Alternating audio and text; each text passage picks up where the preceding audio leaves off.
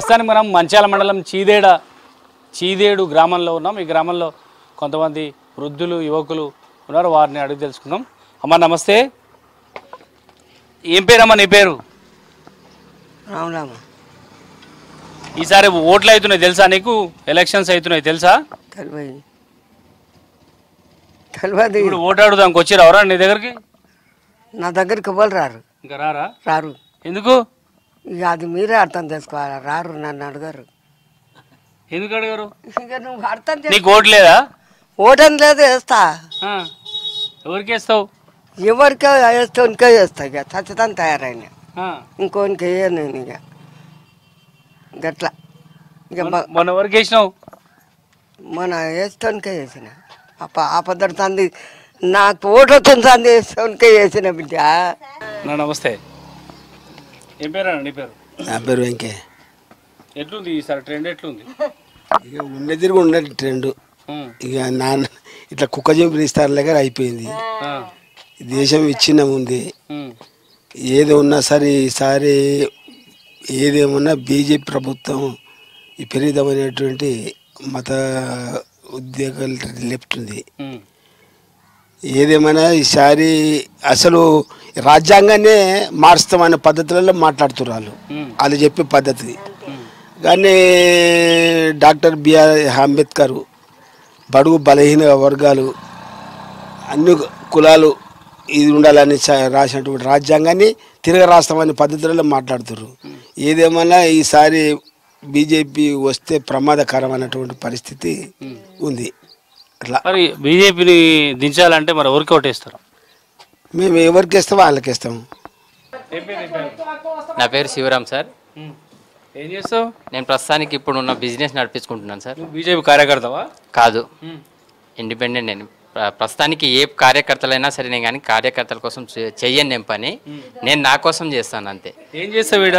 నేను ప్రస్తుతానికి చెప్తుంటాను 10 మందికి ఇట్లా ఈ పథకాన్ని మనకు వచ్చేది రాజకీయాల నుంచి ఈ ప్రభుత్వం ఇలా చేస్తుంది, ఆ ప్రభుత్వం అలా చేస్తుందని 10 మందికి చెప్తాను. చెప్పి వాళ్ళతోటి ఏ ప్రభుత్వానికి ఏమంటే ఆ ప్రభుత్వానికి ఓట్లు వేపిస్తాను. ఓకే సార్, ఈసారి కేంద్రంలో ప్రభుత్వం ఎవరు వస్తే బాగుంటుంది అనుకుంటారు? అంటే వాస్తవంగా తండాల ప్రజలు ఏమనుకుంటారు? బీజేపీ వస్తే బాగుంటుంది. ఎందుకంటే తను అందించే పథకాలన్నీ చాలా బాగున్నాయి. సో తను వస్తే బాగుంటుంది అని చెప్పేసి అనుకుంటున్నాం సార్. ఎలక్షన్స్ వస్తారు ఎవరన్నా? ఇప్పుడు వస్తారు సార్, ఇప్పుడు స్టార్ట్ కాలే, ఇంకా వస్తారు. ఏ పార్టీలు వస్తారు ఎక్కువ? అన్ని బీజేపీ వాళ్ళు వస్తారు, కాంగ్రెస్ వాళ్ళు వస్తారు, అందరు వస్తారు. ఈసారి ఎవరికి వేస్తాం మరి ఓటు? ఎవరు వస్తే వాళ్ళకి వేస్తాం, చేకేస్తాం. అంటే ప్రధానమంత్రి ఎవరు కావాలనుకుంటున్నాను? ఏ పార్టీకి వెళ్ళి అయితే బాగుంటుంది? కాంగ్రెస్ రావాలి.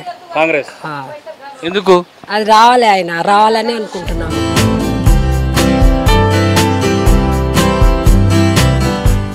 నమస్తే, ఏం పేరు నీ పేరు? నా పేరు రాములు సార్. ఎన్ని ఎకరాల భూమి ఉంది? మాకు భూమి లేకనే కూలి నాలుగు వచ్చినాం సార్. ఎంత రోజు ఇప్పుడు ఈ కూలికి వచ్చిరా? 600 ఇస్తారు సార్. 600 ఇస్తారా? ఎవరు ఏ పార్టీలు రాలేదు మీద? ఏ పార్టీ వాళ్ళు ఇంకా రాలేదు సార్. ఇక ప్రచారం కూడా స్టార్ట్ చేయలే. నిన్ననే నామినేషన్ నీకు వేరు, రేపటి నుంచి వస్తారేమో సార్. ఎవరు ఈసారి ఎవరికి వేస్తారు జనాలు? మరి ఎవరికి వేస్తామంటారు ఓట్లు? జనం ఇష్టం సార్, అది ఎవరికి ఇస్తాం ఏమనేది డిక్లేర్ కాదు సార్. అమ్మ నీ పేరేం పేరు? చంద్రకళనా? నువ్వు కూలికి వచ్చినావా లేకపోతే మీకు పొలం ఉందా? ఏమన్నా కూలికే వస్తా సార్. పొలం ఉందా నీకేమన్నా? ఏం లేదు సార్. ఏం లేదా? కష్టం చేసే తింటున్నాం సార్. ఎంత కూలి నీకు రోజు? రోజు 500, 400, 300 ఇస్తారు సార్. ఈసారి ఓట్లు అడుగుతాం, వస్తురా లీడర్లు? ఏ సార్ ఎవరు రాలేగా సార్. వచ్చినప్పుడు ఎంత ఇస్తారో ఏం సార్. ఈసారి ఎవరు నిలబడ్డారు తెలుసా ఈసారి పార్టీల నుంచి? ఎవరు మాట్లాడలే సార్. ఇంకా మా దగ్గర ఏ పార్టీ వాళ్ళు కూడా రాలే సార్. 2000, 3000 ఇస్తాం, ఇట్లా జీతం కూడా కూలి కూడా పెంచామని అంటే కూడా పెంచలేరుగా సార్. మరి ఈసారి ఎవరికి వేస్తారు ఓటు? ఇప్పుడు ఎవరికి వేస్తామంటే మనకి ఎవరు మంచిగా ఉంటారో వాళ్ళకే వేయాలిగా సార్. ఈ ఎలక్షన్ కోసం వస్తురా, ప్రచారానికి వస్తురా మీ దగ్గరికి? వస్తారు. ఏ పార్టీ వాళ్ళు వస్తారు? ఇప్పుడు 2 పార్టీలు వస్తారు, 2-3 పార్టీలు వస్తూనే ఉన్నారు, పోతూనే ఉన్నారు. ఏమనుకుంటారు జనాలు మరి ఎవరికి ఓటు? ఎవరు అనుకునేది ఏంది, పొద్దునే లేస్తా బాయికాడికి పోతా నేను. జనాల గురించి నాకేమేరుగా. ఓటు ఎవరికి వేస్తా? కాంగ్రెస్కే వేస్తా. కాంగ్రెస్కే వేస్తా. ఎందుకు ఈసారి కాంగ్రెస్కి ఎందుకు వేద్దాం? ఎందుకు వేద్దాం? పుట్టినప్పటి సంది కాంగ్రెస్కే వేస్తా. గెలవని పోని అంతే. నేను కాంగ్రెస్కే ఇస్తా ఓటు. ఎప్పుడైనా కాంగ్రెస్కే ఇస్తాను. నా నాయన పుట్టినప్పటి సంది కాంగ్రెస్కే ఇస్తాను. అంటే మీకు ఈ 10 ఏళ్ళలో ఆ ఇండ్లు అవన్నీ వచ్చాయా? కేసీఆర్ సార్ అప్పుడు ఇండ్లు ఇస్తా అని ఇండ్లు ఇవ్వలే, బొండ్లు ఇవ్వలే. ఇల్లు కూలగొట్టినా మంది ఇండ్లలో కిరాయికున్నా. అదే ఇప్పుడు ఇచ్చిందా మరి కాంగ్రెస్ గవర్నమెంట్? కాంగ్రెస్ ఇవ్వలే, కేసీఆర్ ఇవ్వలే, ఎవరు ఇవ్వలే. సెంట్రల్లో ప్రధానమంత్రి ఎవరు ఉండాలనుకుంటున్నాను? కాంగ్రెస్ ఉంటేనే మంచిగా ఉంటుంది. నమస్తే నాన్న. ఏం పేరు నీ పేరు? నా పేరు నరసింహ సార్. నరసింహ. లాలగారి నరసింహ అంటారు. నేను సిపిఎంగానే పనిచేస్తాను. సిపిఎం పార్టీగా పనిచేస్తాను. ఎట్లుంది సార్ అప్పుడు గతంలో ఇదంతా కమ్యూనిస్టు కంచుకోట, ఇప్పుడు ఎట్లుంది? ఇక్కడ ఉంది కాబట్టి ఇక్కడ ఏమంతా లేదు ఇప్పుడు పార్టీ పెట్టి కేసీఆర్ నుంచి మొత్తం దిగజారిపోయింది. ఏమైంది? ఎందుకు కమ్యూనిస్టు? అంటే కమ్యూనిస్టు సిఆర్ఎస్ రెండు ఏకమైనాయి అప్పుడు. మన ఇక్కడ ఎలక్షన్ ఉండే అక్కడ మునుగోడు ఎలక్షన్. వాడు మా కార్యదర్శి అంటోడు, వాడు ఎవడు అని పేరు, వాడు మొత్తం దిగజారి చేసేసిండు మమ్మల్ని. ఇక్కడ కమ్యూనిస్ట్ అనేది ఏరియాలో లేదు బాగా. మరి ఇప్పుడు ఎట్లుంది ఎలక్షన్ మూవ్మెంట్? ఇప్పుడంతా ఇప్పుడున్న నీకు రాజకీయ అవగాహన ఉంది కాబట్టి ఈ 3 పార్టీలు బాగా ప్రధానంగా ఉన్నాయి. సిపిఎం కూడా పోటీ చేస్తుంది ఇక్కడ లేదు కాబట్టి మేము అనుకుంటున్నాం ఎవరికి వేస్తే బాగుంటుందని మేము నిన్న సమావేశం పెట్టిన ఒకటి మామూలుగా 20 మందితోటి పెడితే ఆ సమావేశంలో కొంతమంది తేలిరు. 100 మంది కూర్చున్నాం అనుకో మేము, కొంతమంది 20-30 మంది అటువైపే చూపుతారు. అంటే కరడుగడ్డ కమ్యూనిస్టులు కూడా బీజేపీ వేస్తారా? వేస్తట్టు కొడుతుంది ఈసారి. అయితే ఈసారి ఖచ్చితంగా వేస్తట్టుంది. ఆ డబ్బుల ప్రభావం ఎవరన్నా మరి వ్యక్తులు మారినరా కాబట్టి కాంగ్రెస్ వస్తే, ఈ కాంగ్రెస్ ఎప్పుడు పోయి 40-50 ఏళ్ళు ఏలింది ఇదివరకు. అప్పటి సంది కూడా ఏమంతా చేస్తలేదు కాబట్టి మరి ఎట్లా చేద్దామనే ఆలోచనకు వచ్చినాం మేము ఈసారి. కలుపు గీత కార్మికులు ఏమనుకుంటారు? ఈ ఎన్నికల్లో ఎంతమంది రాజకీయ నాయకులు ప్రచారానికి వస్తున్నారు, వాళ్ళ అభిప్రాయం ఏందో తెలుసుకుందాం. అన్న నమస్తే. ఏం పేరు నీ పేరు? మహేందర్ గౌడ్ అని, డొంకని మహేందర్ గౌడ్. రోజు ఎంత ఈ కళ్ళు బిజినెస్ చేస్తున్నావు కదా, ఎంత అవుతుంది, ఎంత సంపాదిస్తున్నావు? ఇప్పటికైతే మామూలుగా మంచిగానే ఉంది. అంటే బిజినెస్ ఎంత అంటే ఓనాడు అమ్ముడు పోతారు, ఓనాడు అమ్ముడు పోదు. ఈ వచ్చిన వాళ్ళ అంటే వచ్చిపోతే ఎంతమంది ఉంటారో వాళ్ళని సర్టిఫికేషన్ చేస్తానికి ఎక్కిపోయాలి అంతే. మామూలుగా అంటే రోజు 500 నుంచి 1000 రూపాయల దాకా అమ్మగలుగుతాం మేము. అంటే ఎట్లుంది పరిస్థితి, ఆర్థిక పరిస్థితి ఎట్లుంది? గతం కంటే ఇప్పుడు మంచిగా ఉందా? కాలం లేదు, ఇప్పుడు పరిస్థితి ఎట్లుంది? అదే కాలం లేకనే అసలు తాగడానికి కూడా జనాల దగ్గర డబ్బులు లేకుండానే. ఇంకోటి ఈ వర్షాకాలం పోయించని ఇంకా జనాల దగ్గర ఆయనతో కూడా లేకుండా అయిపోయింది అన్న. ఇక కష్టం అంటే ఇక రోజుగా మేము కూడా ఇదే పొద్దున్న నుంచి సాయంత్రం దాకా ఇక్కడ రోడ్డు మీద నిలబడి వచ్చిన వాళ్ళని ఇక తాపించి పంపించాలి. అట్లా 6 నెలలు. ఇంకోటి ఈ పర్దాలు పోయినాయంటే మళ్ళీ 3 నెలల దాకా ఇంటికానే ఉండాలి. మళ్ళీ పందాలు కోసినామంటే మళ్ళీ 6 నెలలు ఇంటికాడ ఉండాలి. మళ్ళీ జనవరి దాకా కళ్ళే ఉండదు మాకు. అలా ఉంది మా పరిస్థితి. దీనంగా ఉంది.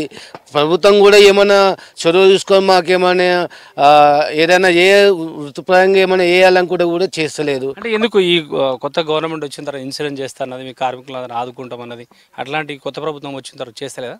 ఆల్రెడీ ఇంత ముందుకు మనకు 5 లక్షలు ఇస్తామన్నారు. అది ప్రాసెస్లో ఉంది. కానీ ఇప్పుడు కొత్త ప్రభుత్వంలో చెప్పారు ఇది చేస్తాం అది చేస్తామనే. ఇప్పటికి కూడా ఏది లేదు. మరి ప్రభుత్వం ఇంకా మా మీద చొరవ చూసుకొని ఇంకా ఏమన్నా పథకాలు చేసి ఇట్లా ఇప్పుడు అవి బంధు ఈ బంధు అని వాళ్ళకి చెప్తున్నారు కదా, మాకు కూడా ఏదైనా చేసి గవర్నమెంట్ నుంచి మాకు మంచి సహకారం చేసి మాకు కూడా ఒక వృత్తిపరంగా మాకు బైకులు ఇస్తున్నారు. అంటే అప్పుడు తాళ్ళెక్కే వాళ్ళకు మోటార్ బైకులు ఇస్తున్నారు, ఇప్పటికీ లేదు. ఇంకోటి మాకు ఏమైనా స్కీములు ఏం లేవు. ఏంటంటే ఒక లైఫ్ ఇన్సూరెన్స్ ఒక్కటి తప్ప ఇంకా మాకు గవర్నమెంట్ నుంచి ఎలాంటి లేవండి. నమస్తే. నీ పేరేం పేరు అన్న? నా పేరు శ్రీహరి.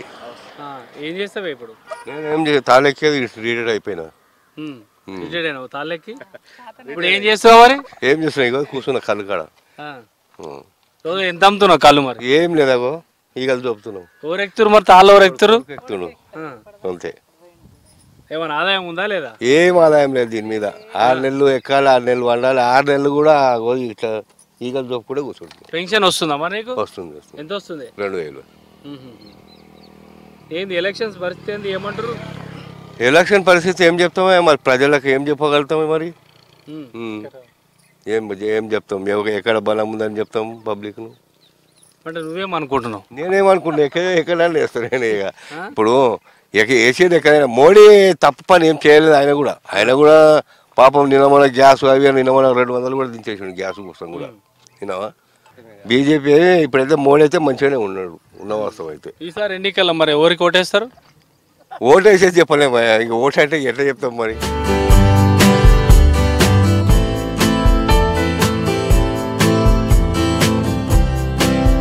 ఇది భువనగిరి పార్లమెంటు పరిధిలోని ఇబ్రాహీంపట్నం ప్రజల అభిప్రాయం. యాచారం, మంచాల, ఆరుట్ల, ఇబ్రాహీంపట్నం, అబ్దుల్లాపూర్ ఈ 5 మండలాల్లో ప్రజలు హోరాహోరగా ఇటు బీజేపీ, కాంగ్రెస్ 2 పార్టీల మధ్య ఈసారి పార్లమెంటు ఎన్నికల పోటీ గట్టిగా ఉండే అవకాశం ఉన్నట్టుగా అభిప్రాయం తెలియజేస్తున్నారు. కెమెరా పర్సన్ రవీందర్తో సత్యం, V6 న్యూస్, ఇబ్రాహీంపట్నం నుంచి.